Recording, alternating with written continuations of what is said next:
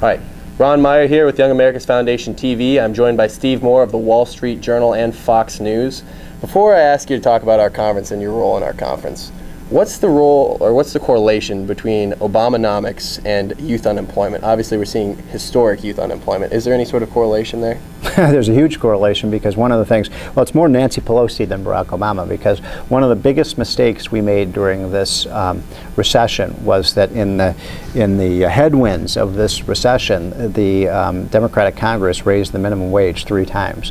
And what we did by doing so is, at a time when companies were already laying off workers, we made it even more expensive to keep workers on hand. And so what we've seen is a massive increase in the teen unemployment rate. So it's right now about 25%. But the most amazing thing is the number of teens between the ages of 16 and 19 that are working this summer is 1 out of 4. That's a very depressing statistic, and I think the unemployment rate is a result of raising the minimum wage and then just all sorts of other policies that Obama has put in place that have ruined this economy.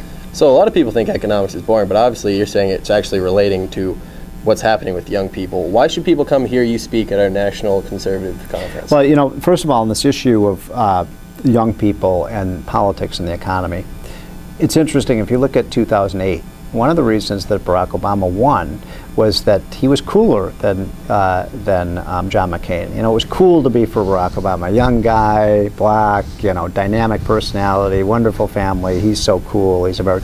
But you know, now I think a lot of young people are saying, wait a minute, you know, there's more to electing a president than just a guy who's cool.